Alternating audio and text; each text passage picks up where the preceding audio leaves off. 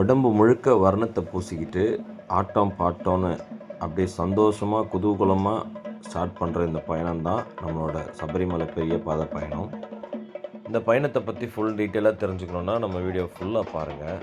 இப்போ நீங்கள் பார்த்துட்ருக்கிறது அசுரர்களுக்கும் தேவர்களுக்கும் நடக்கிற ஒரு சண்டையில் வெற்றி பெற்று நம்மளோட பூதகணங்கள் திரும்பி வரும்போது எப்படி ஆட்டம் போட்டு வருவாங்களோ அதை தான் நம்ம ஐயப்ப பக்தர்கள் பண்ணிகிட்ருக்காங்க. அவங்க ஒரு பூதகணங்களாகவும் நம்ம ஒரு போர்லேருந்து வெற்றி பெற்று வர மாதிரி தான் நம்ம அதை பண்ணிகிட்ருக்கோம்.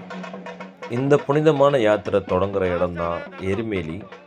எருமேலியில் 2 முக்கியமான இடத்த நம்ம பார்க்கணும். ஒன்று பேட்டை சாஸ்தா கோவில், இன்னொன்று வாவருடைய மசூதி. ஐயப்பனுடைய சரித்திர கதைகளில் எல்லாருக்கும் தெரிஞ்ச விஷயம், ஐயப்பனும் வாவரும் நெருங்கிய நண்பர்களாக இருந்தாங்க அப்படின்னு.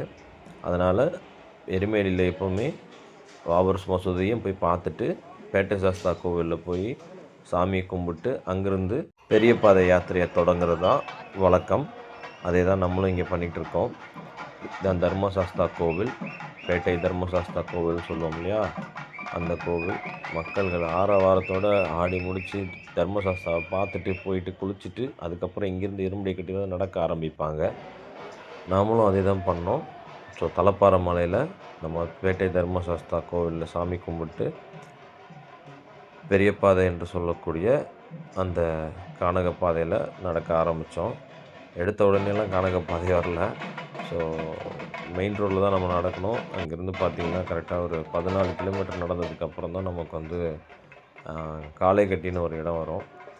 இந்த 14 கிலோமீட்டரில் கிட்டத்தட்ட ஒரு 8 கிலோமீட்டர் கிட்ட நீங்கள் மெயின் ரோட்லேயே அந்த தார் ரோட்டில் இந்த மாதிரி ரோட்டில் தான் நம்ம நடந்து போகணும். நாங்கள் ஸ்டார்ட் பண்ணும்போது கரெக்டாக மணி 8:30. ஆனால் நாங்கள் மறுநாள் தான் முடித்தோம். ஆனால் நைட்டு தங்கிட்டோம். நாங்கள் பொறுமையாக தான் நடந்தோம், ரொம்ப ஃபாஸ்ட்டாலாம் நடக்கலை. பட் 2 பக்கமும் பார்த்திங்கன்னா அந்த ஃபாரஸ்ட்டுன்ற மாதிரி தான் இருக்கும். பட் ஆனால் மெயின் ரோட்டில் நம்ம ட்ராவல் பண்ணுறதுனால நம்ம கொஞ்சம் பார்த்து போகிற மாதிரி இருக்கும். பஸ்ஸஸ்லாம் கண்ணாப்னான்னு ஓட்டுவாங்க. பேரூர் தோடு முதல் பாயிண்ட்டு. ஸோ பேரூர் தோடு வந்த உடனே ஐயப்பன் பொறி போட்ட இடத்துல நம்மளும் பொரியை போட்டுட்டு மீன்களுக்கு உணவு அளிச்சிட்டு அதுக்கப்புறம் அங்கேருந்து நம்ம அப்படியே கிளம்ப ஆரம்பித்தோம். அதுக்கப்புறம் அந்த பேரூர் தோடு ரைட்டு கட் பண்ணிங்கன்னா மெயின் ரோடு கட் ஆயிரும். அதுக்கப்புறம் நம்ம வெறும் தார் ரோடு இருக்கும். அதுக்கப்புறம் அப்படியே பார்த்திங்கன்னா மலைப்பகுதி மாதிரி ஆரம்பிக்கும். நீங்கள் போகிறப்போ அப்படியே பாருங்கள்.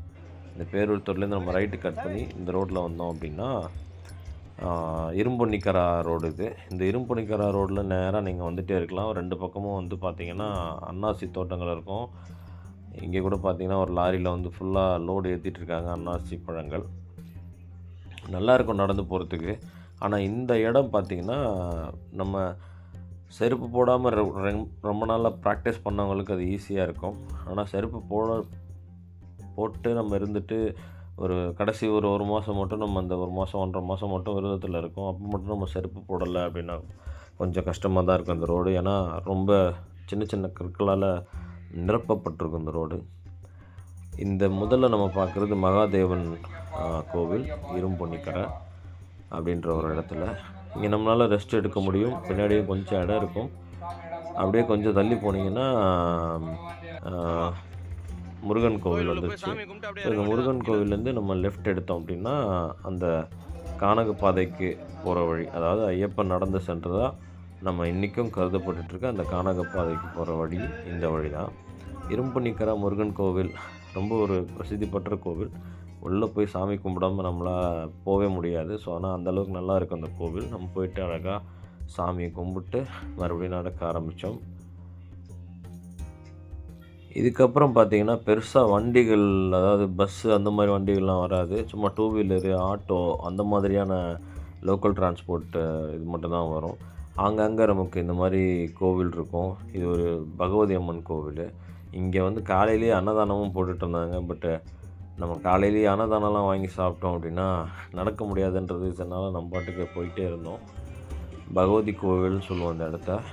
நல்லாயிருக்கும் அந்த இடமும். இதுக்கப்புறம் பார்த்திங்கன்னா ஒரு பெரிய ஏற்றங்கள் ஏறும் இறங்கும் அப்படி தான் போயிட்டுருக்கோம். காளைகட்டி வர்றதுக்குள்ளே ஒரு 2 பெரிய ஏற்றங்கள் வரும். அந்த ஏற்றங்கள் அப்படியே ஏறிட்டோம் அப்படின்னா காளைகட்டி ரீச் பண்ணிடலாம். பட் கடைகள் அங்கங்கே வந்து பெரிய பாதை ஓப்பன் பண்ணிட்டாங்கனாலே கடைகள் அங்கங்கே இருக்கும். நமக்கு தேவையானது எல்லாமே கிடைக்கும். இது வந்து ஃபஸ்ட்டு செக் போஸ்ட்டு கோயிக்காவுன்னு சொல்லுவாங்க. ஸோ இந்த செக் போஸ்ட் வந்துட்டோம்னா இங்கேருந்து வந்து அந்த வனப்பகுதி ஆரம்பிக்கும். இதுதான் முதல் செக் போஸ்ட். இதுக்கப்புறத்துலேருந்து வனப்பகுதி ஆரம்பிக்கும். பொதுவாக பெரிய பாதையில் எல்லா வருஷமுமே மக்கள் வந்து போயிட்டு வந்துட்டு தான் இருக்காங்க. பட் அஃபிஷியலாக கன்ஃபார்ம் பண்ணுறதுன்னு பார்த்தீங்கன்னா 29ஆம் தேதியிலேருந்து நம்ம இந்த பாதையை நடக்கலாம் அப்படின்னு சொல்லி கேரள கவர்மெண்ட்டால் இந்த வனப்பாதையை வந்து தொடங்கி வைக்கிற நாள் வந்து 29ஆம் தேதி எல்லா வருஷமும். அதிலிருந்து மகர ஜோதிக்கு போகிற எல்லா மக்களும் இந்த ரூட்லேயும் போவாங்க. நிறைய பேர் வந்து பெரிய பாதை இந்த டைமில் தான் யூஸ் பண்ணுவாங்க.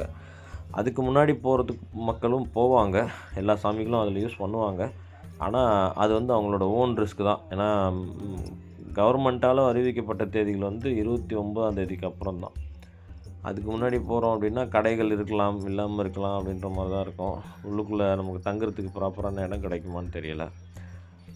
மார்னிங்கே கிளம்பி நைட்டே கிராஸ் பண்ணுறவங்களாம் இருக்காங்க. அதாவது பெரியமேடியில் மார்னிங் ஒரு 5 o'clock 6 o'clockல நம்ம கிளம்பிட்டோம் அப்படின்னா ஒரு 4:30 5 மணிக்கெலாம் வந்து கரிமலை செக் போஸ்ட்டை தாண்டி அவங்க பெரியானவட்டமே போகிற அளவுக்கு டைம் இருக்கும். ஸோ அதனால் வந்து அந்த டைமில் வரும்போது டே ட்ராவலே ப்ரிஃபர் பண்ணுங்கள். நைட்டு எங்கேயும் தங்கணும் அப்படின்லாம் யோசிக்காதீங்க.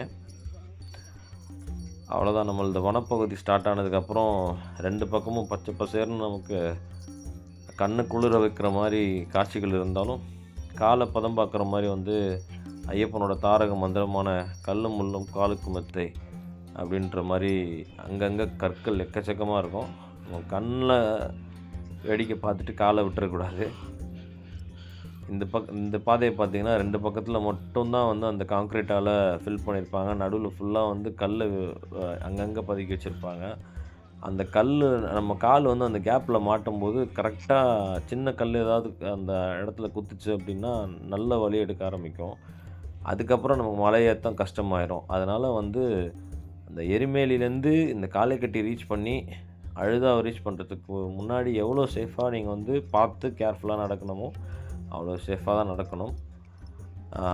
நம்ம என்ன தான் வந்து சரணகோஷம் போட்டு ஐயப்பனைக்கிட்டு வேண்டிகிட்டு கல்லும் முள்ளும் காலுக்கு மெத்தைன்னு போனாலும் நமக்கும் கவனம் தேவைன்றதில் நம்ம கரெக்டாக இருக்கணும் இல்லையா? ஸோ அதனால் நம்ம கரெக்டாக தான் இருந்து ஆகணும். அதுக்கப்புறம் உங்களுக்கு பார்த்திங்கன்னா மண் ரோடு வந்துடும். இந்த மண் ரோடு வந்துருச்சுனாலே உங்களுக்கு கொஞ்சம் காலைக்கட்டியை நம்ம நெருங்கிக்கிட்டு இருக்கோம்னு அர்த்தம். ஏன்னா ரைட் ஹேண்ட் சைடில் ஒரு நதி தெரியும். அதுதான் வந்து அழுதா நதி. அந்த நதியிலேயே வந்து மக்கள் அங்கே போகிறதுக்கு முன்னாடி இங்கேயே நிறைய பேர் குளிச்சுக்கிட்டு இருந்தாங்க. நம்ம போகிற வழியில் சின்ன சின்ன இடத்துல இருக்கிற சாமிங்களையும் கும்பிட்டு அப்படியே நடக்க ஆரம்பித்து நம்மளும் மூவ் பண்ணி போயிட்டே இருந்தோம். நல்ல வனப்பகுதியும் ஸ்டார்ட் ஆயிடுச்சு. அந்த இரும்பன்னிக்கரா தாண்டி அந்த கோயிக்கா வந்தது இல்லையா? இது பாருங்கள், அழுதா நதி தெரியுது இங்கே. இங்கேருந்தே பார்த்திங்கன்னா இந்த அழுதா நதி அங்கே நம்ம எங்கே போய் நம்ம கல் எடுக்க போகிறோமோ அந்த கண்டினியூஷன் தான் இது. ஸோ இது ஒரு சின்ன நீர்த்தேக்கம் தான். பட் எர்லி மார்னிங்லலாம் நமக்கு இங்கே அலவுட் கிடையாது.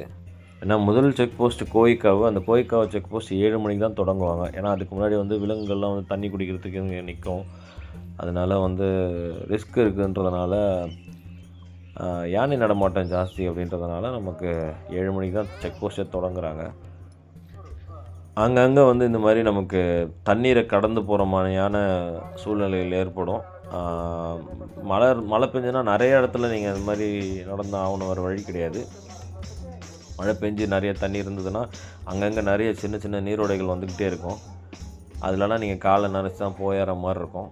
பட்டு காலை நனைக்காமல் போகிறது வந்து பாதத்தை வந்து கொஞ்சம் சேஃபாக வச்சுக்க முடியும் அப்படின்றதுல ஒரு விஷயம் நமக்கு கிடைக்கும். அதனால் பாதத்தை பெருசாக வந்து நினைக்காம நாங்களும் வந்து காலைக்கட்டியை சேர்ந்தோம். காலைக்கட்டியை சேரும்போது மணி 10:30 மணி ஆயிடுச்சு. 10:45 கிட்ட ஆயிடுச்சு. அப்போவே அதை முடிச்சுட்டு உள்ளே போய் நாங்கள் சாமி கும்பிட்டு காலைக்கட்டிய இடம்ன்றதுனால தான் அதுக்கு காலைக்கட்டின்னு பேர் வந்தது இல்லையா? ஸோ அதனால் அதையும் போய் சாமி கும்பிட்டு அங்கேருந்து அழுதாக்கு நடக்கும்போது 11 மணிக்கே வெயில் நல்லா ஏற ஆரம்பிச்சிருச்சு. அந்த தார் ரோடு வந்து நல்லா சுடவும் ஆரம்பிச்சிருச்சு. அடுத்த செக் போஸ்ட்டு அழுதக்கடவு. ஸோ மொத்தம் இந்த ரூட்டில் வந்து பார்த்திங்கன்னா 4 செக் போஸ்ட் இருக்குது. 1 கோயிக்காவு, 2வது அழுதக்கடவு, 3வது முக்குழி, 4வது கரிமலை செக் போஸ்ட். இதுதான் வந்து பெரிய செக் போஸ்ட்டில் 4 செக் போஸ்ட்டு. ஸோ கோய்காவில் வந்து எங்களுக்கு எதுவுமே செக் பண்ணலை. ஸோ அவங்க ஃப்ரீயாக விட்டுட்டாங்க.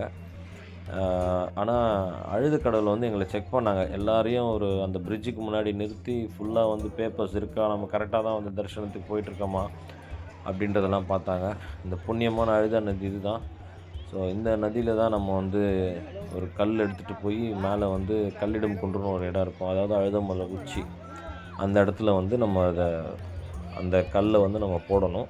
அதை நம்ம பார்க்கலாம், போக போக அதோட இதை நம்ம பார்ப்போம். ஸோ இந்த இடத்துல வந்து 2வது செக் போஸ்ட். இங்கே வெல்கம்னு போர்டு போட்டிருக்காங்க இல்லையா, இதுதான் 2வது செக் போஸ்ட்டு. அங்கே செக் பண்ணி இந்த இடத்துல வந்து full and full polythene cover ஏதாவது வச்சுருக்கோமா அப்படின்றதையும் தெளிவாக செக் பண்ணி தான் எல்லாரையுமே அனுப்புகிறாங்க. எங்களை மோஸ்ட்லி செக் பண்ணல, எங்ககிட்ட எதுவும் பாலித்தீன் கவரும் இல்லை. பட் எல்லோரையும் ஆனால் செக் பண்ணி தான் அனுப்புகிறாங்க. பாலித்தீன் கவர்ஸு, பிஸ்கெட்ஸு அதெல்லாம் இருந்ததுன்னா அந்த பிஸ்கெட்டை வந்து கவரை பிரித்து ஒரு பேப்பரில் பிஸ்கெட்டை மடித்து உங்கள்கிட்ட கொடுத்துட்டு அந்த கவரை தூக்கி ஓரம் போடுறாங்க. அது எதுக்காகன்னு உங்களுக்கு எல்லாருக்குமே தெரியும். நம்மளோட காடு மலைகளையும் வந்து நல்லபடியாக பாதுகாக்கணும். இன்னொரு விஷயம், விலங்குகள் வந்து இந்த பாலித்தீன் கவரெல்லாம் சாப்பிட்டுட்டு அதனால் வந்து நோய்வாய்க்கு உட்பட்டு இறந்து போகிற நிலையும் வருது. ஸோ அதனால் அதெல்லாம் அவாய்ட் பண்ணுன்றதுனால அவங்க பண்ணுறாங்க. இன்னொரு விஷயம், இது ஒரு புண்ணிய பூங்காவனம். ஐயப்பன் கால் தடம் பட்ட ஒரு இடம். நம்ம வந்து ஐயப்பன் இந்த கானக பாதையில் போய் தான் வந்து மகிஷாசுரமர்த்தினி வதம் பண்ணதாக எல்லாருக்குமே தெரியும். அது மட்டும் இல்லாமல் இது ஐயப்பன் கால் தடம் பட்ட இடம் அப்படின்றதுனால இது ஒரு புண்ணிய பூங்காவனமாக தான் வந்து இன்றைக்கும் இந்த கேரளா கவர்மெண்ட் பாதுகாத்து வராங்க. அதனால தான் இந்த ஒரு சில பகுதிகளெலாம் வந்து பார்த்திங்கன்னா ரோட்ஸ்லாம் அலோவ் பண்ணுறது கிடையாது.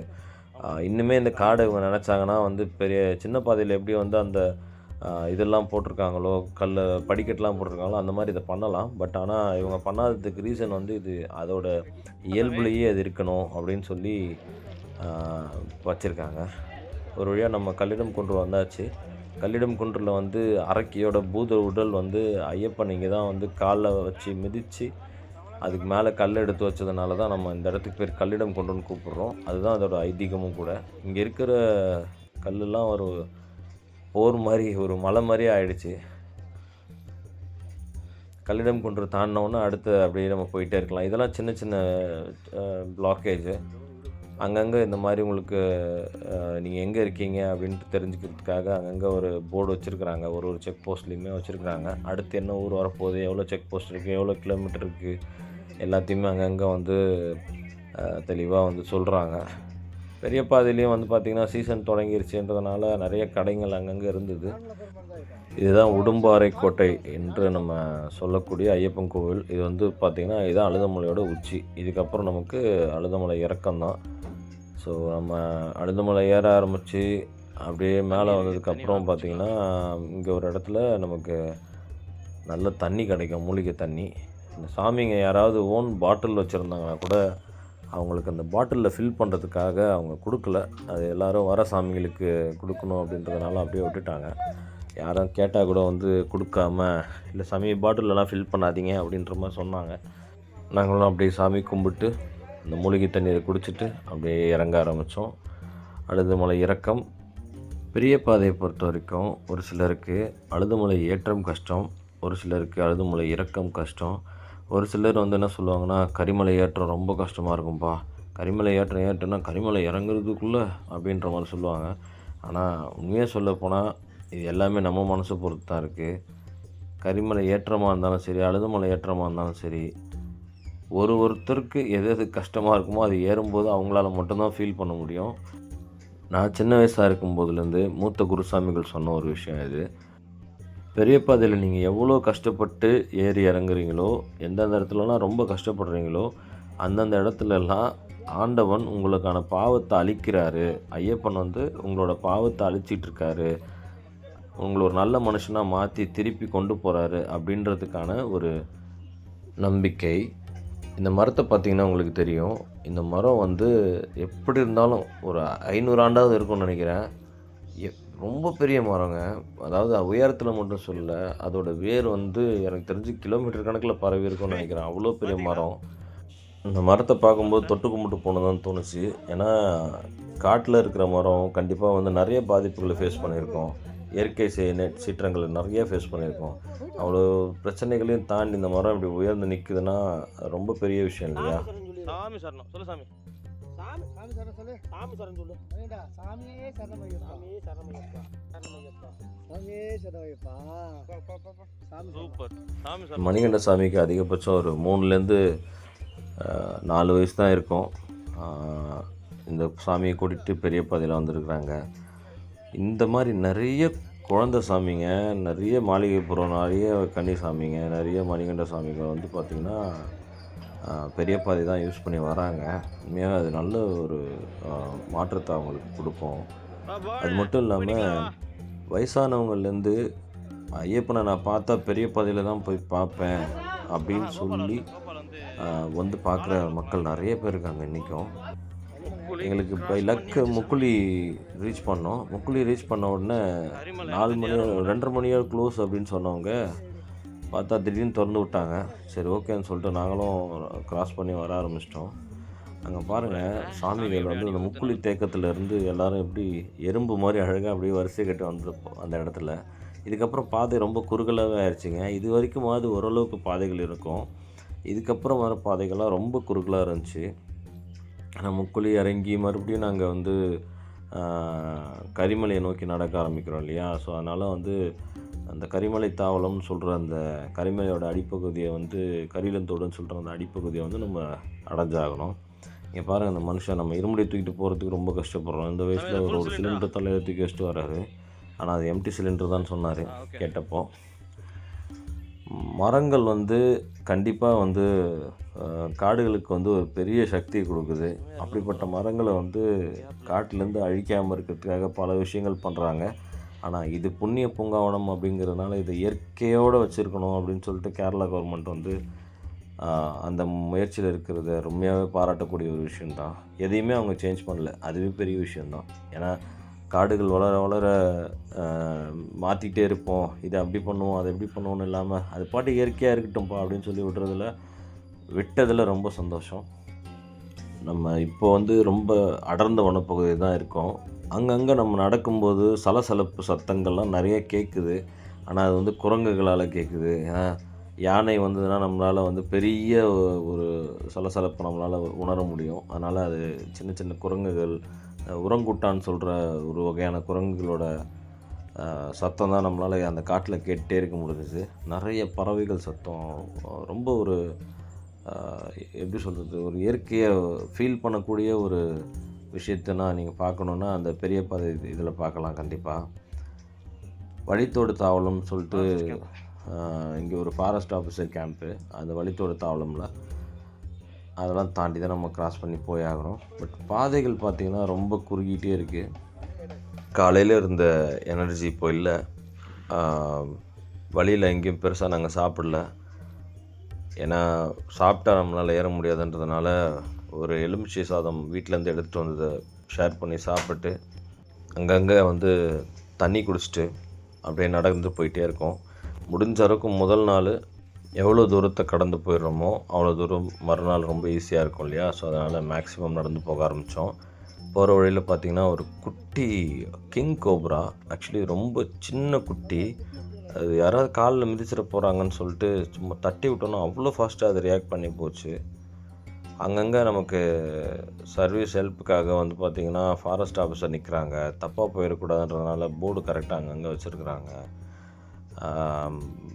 அது எப்படி சொல்கிறது, ரொம்ப அடர்ந்த வனப்பகுதின்றதுனால இந்த அடர்ந்த வனப்பகுதியில் மட்டும் வந்து நமக்கு ஏதாவது ஒரு ஹெல்ப் வேணும் அப்படின்னா நம்மளை அங்கேயும் உடனே ஓடி போய் யாருக்கும் கூப்பிட முடியாதுன்றதுனால அங்கங்கே ஒரு ஃபாரஸ்ட் ஆஃபீஸர்ஸு, அங்கங்கே கடைகள் இருக்கிறதுனாலையும் நம்மளால் அங்கங்கே ரெஸ்ட் எடுத்துக்க முடியுது. மரம் விழுந்து இருக்குது, அதை அப்படியே அவங்க நடுவில் கட் பண்ணி பாதையை மட்டும் ரெடி பண்ணியிருக்காங்க. ரொம்ப பெரிய பழமை வாய்ந்த ஒரு மரம் தான் நினைக்கிறேன். இதோட டயாவை பாருங்கள் எவ்வளோ பெருசாக இருக்குதுன்னு. இதெல்லாம் கண்டிப்பாக ஒரு 100-150 வருஷமாவது இருந்திருக்கும். அப்படி இப்படின்னு மணி 6 ஆகிடுச்சு. நாங்களும் ஒரு இடத்துல வந்து ஸ்டே பண்ணிட்டோம். இங்கே தான் மொபைல் நெட்வொர்க்கும் கொஞ்சம் கிடச்சிது. ஒரு ஆள் தங்குறதுக்கு 90 ரூபா. ஒரு வாட்டி நீங்கள் பாத்ரூம் போனால் 30 ரூபா ஆகும். அதே மாதிரி ஒரு காஃபி இல்லை டீ வந்து 25 ரூபாய்க்கு விற்கிறாங்க. ஏன்னா அவங்க காட்டில் விற்கிறோம் சாமி, நாங்கள் நாட்டில் விற்கல, அதனால் இந்த ரேட்டு தான் எங்களால் பண்ண முடியும் நாங்கள். அதனால் நைட்டு நல்ல நிம்மதியாக தூங்கி எழுந்திரிச்சிட்டு மறுநாள் காலையில் 7 மணிக்கு எழுந்திரிச்சு கரிமலை பயணத்தை தொடர்ந்தோம். கரிமலை பயணம் வந்து அடர்ந்த வனப்பகுதி ஆகிட்டே இருக்கிறதுனால பாதைகள் ரொம்பவுமே குறுக்கப்பட்டு ரொம்ப சின்ன பாதையில், அதாவது ஒரு பக்கம் பார்த்திங்கன்னா டவுனாக இருக்கும், ஒரு பக்கம் ஒரு மலைச்சரியோட அந்த முகட்டில் தான் நம்ம வந்து நடந்து போகிற மாதிரி இருக்கும். கால் வைக்கிற இடம்லாம் வந்து நம்ம பார்த்து பார்த்து தான் வைக்கிற மாதிரி இருக்கும். ஏன்னா கற்கள் வந்து ரொம்ப அங்கங்கே கூராக இருக்கும். நம்ம கேர்லெஸ்ஸாக இருந்தோம் அப்படின்னா நம்மளோட நகங்களில் வந்து அடிபட்டு ரத்தம் வரத்துக்கான வாய்ப்புகள் நிறைய இருக்குது. அதுக்கப்புறம் நம்மளால் கண்டினியூஸாக நடக்க முடியாது. ஸோ அதனால் ரொம்ப பார்த்து நடந்து வந்துட்டுருந்தோம். புதுச்சேரி தாவளம் அப்படின்னு சொல்லக்கூடிய ஒரு இடத்துக்கு வந்தோம். ஸோ இங்கே வந்துட்டு நிறைய கடைகள் இருந்ததுனால அங்கே வந்து ஒரு சின்ன பிரேக் எடுத்துகிட்டு அப்படியே நாங்கள் ஃபர்தராக நடக்க ஆரம்பித்தோம். ரொம்ப ஒரு பியூட்டிஃபுல்லான இடங்க இது. இயற்கையை அப்படியே ரசிக்கிறதுக்கான ஒரு இடம் சொல்லலாம். இது அவ்வளோ பியூட்டிஃபுல்லாக இருக்கும். ஆக்சுவலி நாங்கள் நைட்டு தங்கியிருந்த இடத்துலையே பார்த்திங்கன்னா 4 மணிக்கெலாம் வந்து யானை வர ஆரம்பிச்சிருச்சு. நல்லா சவுண்டு கேட்க ஆரம்பிச்சிது. யானை பிளேற சவுண்ட்லாம் நல்லாவே கேட்டுச்சு. காட்டு உள்ள அவங்க அங்கங்கே வந்து அந்த கரண்ட் வச்சு ஃபென்சிங் வச்சுருக்குறாங்க, கரண்ட் ஃபென்சிங். ஸோ அதனால் வந்து இந்த வேலி இருக்கிறதுனால கொஞ்சம் சேஃபாக நம்மளால் ஃபீல் பண்ண முடியும். நைட் டைமில் வந்து நீங்கள் கண்டிப்பாக காட்டில் வந்து தங்குறதுலாம் சாதாரண விஷயம் இல்லைல்ல. ஸோ அதனால் வந்து அந்த ஃபென்சிங்லாம் தேவைப்படுது. ரொம்ப ஒரு ரம்யமான காடு. இந்த மாதிரி ஒரு காட்டில் நடக்கிறதே நல்ல ஒரு சுவாச புத்துணர்ச்சியை தரும். கரிமலை ஏற ஆரம்பிச்சிட்ருக்கோம். கரிலந்தோட க்ராஸ் பண்ணி இப்போ தான் வந்தோம். ஸோ எல்லா இடத்தையும் கண்டினியூஸாக வீடியோ எடுக்க முடியல. ஸோ கரிமலைன்றது வந்து ஒரு மலை கிடையாதுங்க. கரிமலையில் மொத்தம் 7 மலை இருக்குது. ஒரு மலை ஏறி அப்படியே ரைட்டு திரும்பவும் மறுபடியும் அடுத்த மலை ஏறிக்கிட்டே இருக்கும். ஒரு 7 மலை வந்து கண்டினியூஸாக வந்து ஏறினதுக்கப்புறம் மேலே வந்து கருப்பணசாமி கோவில் வரும். அந்த கருப்பசாமி கோவிலுக்கு அப்புறம் தான் நமக்கு வந்து உச்சி அடைஞ்சிட்டோன்னு அர்த்தம். ஸோ அதுக்கப்புறம் தான் வந்து நம்ம இறங்க ஆரம்பிப்போம். பாதை ரொம்ப கடினமாக இருக்கும். கரிமலை ஏற்றம் வந்து எப்படி சொல்கிறது, ஃபுல்லாக மரம் வேறு வந்து பாருங்கள் எப்படி இருக்குன்னு சொல்லிட்டு, மரம் வேர்களால் தான் வந்து இந்த பாதையை அமைக்கப்பட்டிருக்கும். நடுவில் ஃபுல்லாக மரம் வேறு தான். முடிஞ்ச அளவுக்கு வந்து காலை பார்த்து வச்சு தான் நம்ம ஏறி போகணும். அதே மாதிரி ஏற்றமும் வந்து ரொம்ப நெட்டாக ஏறும். அங்கங்கே வந்து நமக்கு இந்த மாதிரி கடைகளில் லெமன் சோடா அந்த மாதிரி கூல்ட்ரிங்க்ஸ்லாம் கிடைக்கும். ஸோ அழகாக வாங்கி குடிச்சிட்டு ஏறிட்டே இருக்க வேண்டியதான். சரியான ஏற்றங்க இதெல்லாம். உண்மையாகவே வந்து பார்த்திங்கன்னா அடுத்த அடி எடுத்து வைக்கிறதுக்கு வந்து ரொம்ப கஷ்டமாக இருக்கும். ஆனாலும் ஐயப்பனை நினச்சிட்டு அப்படியே ஏறினோன்னா ஏறிடலாம். கொஞ்சம் பெரிய பாதைனா சாதாரண விஷயம் கிடையாதுல்ல. அது எல்லாத்தையும் தாண்டி வந்து இந்த மேலே கரிமலையில் உச்சியில் வந்து கருப்பணசாமியை பார்த்தோன்னா அப்பாடா என்னமா இருக்கும் தெரியுமா. இங்கே வந்து அந்த மலை 7 மலை ஏறி இங்கே வந்து ஒரு 1/2 மணி நேரம் உட்காந்துட்டு ரெஸ்ட் எடுத்துகிட்டு அதுக்கப்புறம் தான் நாங்கள் இறங்கணும். ஏன்னா கண்டினியூஸாக ஏறி உடனே இறங்க முடியாது. ரொம்ப சக்தி வாய்ந்த கருப்பணசாமி அவர். ஒரு இடத்துலேருந்தும் பெரிய பாதையில் வந்து ஒரு பூதகணங்கள் நமக்கு காவலாக வருவாங்க அப்படின்னு சொல்லுவாங்க. ஐயப்பன் வந்து நமக்காக கூட அனுப்பி வைப்பாருன்னு சொல்லுவாங்க. ஸோ இங்கேருந்து நமக்கு பம்பா வரைக்கும் நம்ம கூட வர்றது பார்த்திங்கன்னா கருப்பணசாமி தான்.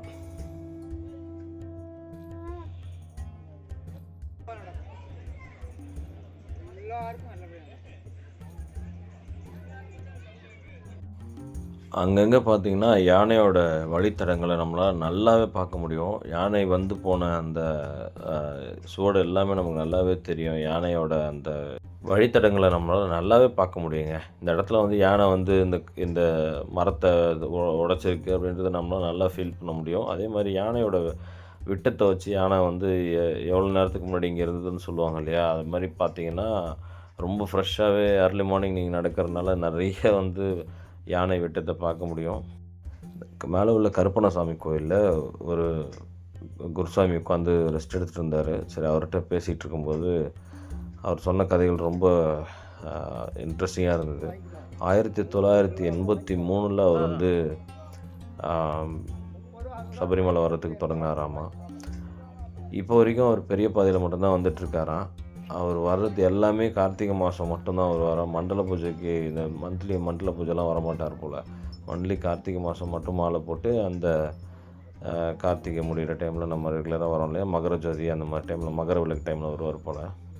முன்னாடிலாம் மகர ஜோதி பார்க்கறதுக்கு வருவாங்களாம். ஆனால் இப்போ வந்து பார்த்திங்கன்னா அவரால் முடியல. அவர் வந்து இப்போவும் பெரிய பாதையில் தான் வராரு. ஆனால் ஐயப்பா என்னை எப்படியாவது ஏற்றி இறக்கிட ஐயப்பான்ற வேண்டிக்கிட்டே வந்துட்டு இருந்தாராம்மா. அப்போ நம்ம உட்காந்து ரெஸ்ட் எடுத்துருக்கும்போது அந்த கதையை சொன்னார். இந்த மாதிரி இன்றைக்கும் நான் வந்து ஐயப்பனை நம்பி தான்ப்பா வாழ்கிறேன். 365 நாளும் வந்து என்கிட்ட வீட்டில் ஐயப்ப பூஜை இருக்கும். 365 நாளும் நான் ஐயப்பனுக்கு பூஜை பண்ணுறேன் வீட்டில் அப்படின்னு சொல்லி ரொம்ப ஒரு பெரிய விஷயமா இருந்தது அதெல்லாம் பார்க்கும்போது. ஆன்மீகத்தில் ஐயப்பனுக்காக இவ்வளோ பேர் வந்து இவ்வளோ நல்ல விஷயங்களை பண்ணுறாங்கன்னு அப்படின்னு நினைக்கும்போது, கரிமலை இறக்கத்துலேயே ரொம்ப ஒரு கஷ்டமான இடம் இந்த இடம். ஏன்னா கால் ரொம்ப நமக்கு நடுங்க ஆரம்பிக்கிற ஒரு டைமில் ரொம்ப பெரிய ஒரு இறக்கம் இது. இந்த இறக்கத்தில் வந்து பார்த்திங்கன்னா ஒரு காலுமே நம்ம ரொம்ப அகலமாக எடுத்து வச்சு இறங்குற மாதிரி இருக்கும். அதனால் ரொம்ப கேர்ஃபுல்லாக இறங்க வேண்டிய ஒரு இடம். கரிமலை இறக்கத்தை இறங்கினதுக்கப்புறம் ரொம்ப ஒரு அமைதியான சூழல் நிலவும். ஏன்னா அதுக்கப்புறம் ஒன்றும் பெருசாக மேடு இருக்காது. ஒரு 2 மேடு மட்டும் தான் சின்னதாக இருக்கும். அது ஏறி இறங்கிட்டோம் நமக்கு பெரியான வட்டம், சிறியான வட்டம், பம்பா, அவ்வளோதான். ஸோ ஈஸியாக நடந்துடலாம். ஸோ அந்த ஃபஸ்ட்டு காலகட்டி வரைக்கும் வர்றது நமக்கு ஒன்றும் பெருசாக தெரியாது. அதுக்கப்புறம் கரிமலை இறக்கத்துலேருந்து பெரியான வட்டம் போயிட்டு பம்பா ரீச் பண்ணுறது ஒரு பெரிய விஷயமா இருக்காது. பிட்வீனில் அழுத ஆரம்பித்ததுலேருந்து கரிமலை ஏறி இறங்குறது எப்போவுமே ஒரு பெரிய விஷயமாக தான் இருக்கும். இப்போ கொஞ்சம் பரவாயில்ல. இந்த இடத்துல ஆக்சுவலி மழை பெஞ்சதுன்னா அந்த இடத்துல இறங்கவே முடியாதுங்க. ஏன்னா அவ்வளோ தண்ணி பயங்கரமாக வரும். அது மட்டும் இல்லாமல் ரொம்ப வழுக்கிற இடமாகவும் இருக்கும். அந்த கரிமலை இறக்கம் ரொம்ப உஷாராக பார்த்து இறங்குற மாதிரி இருக்கும். கரிமலை இறக்கத்தில் இறங்கின உடனே ஒரு கற்பூரம் வச்சு கும்பிட்டு நம்ம பெரிய பாதையில் கரிமலை முடிச்சிட்டோம் அப்படின்றதுக்காக அந்த மலைக்கு ஒரு நன்றியை சொல்லிவிட்டு அப்படியே இறங்க ஆரம்பித்தோம். இந்த நதியை நீங்கள் பார்க்க ஆரம்பிச்சிட்டிங்கனாலே நீங்கள் பம்பாவை நெருங்கிட்டீங்க அர்த்தம். கொஞ்சம் தூரம் போனீங்கன்னா பெரியான வட்டம் வந்துடும். அதுக்கப்புறம் சிறியான வட்டம், அப்படியே பம்பா, ஈஸியாக போயிடலாம். அதிகபட்சமான யானைகள் இங்கே தான் இருக்கும். ஏன்னா சமதள பகுதியில் இருக்கிற நீரோடை அப்படின்றதுனால. ஐயப்பனோட அருளால் பம்பாவை ரீச் பண்ணி சன்னிதானம் போய் சாமியை பார்த்துட்டு மறுநாள் சேஃபாக வீடு திரும்பிட்டோம். இந்த வீடியோ பிடிச்சதுன்னா கண்டிப்பாக நம்ம சேனலை சப்ஸ்கிரைப் பண்ணுங்கள். தேங்க்யூ. சுவாமி சரணம் ஐயப்பா.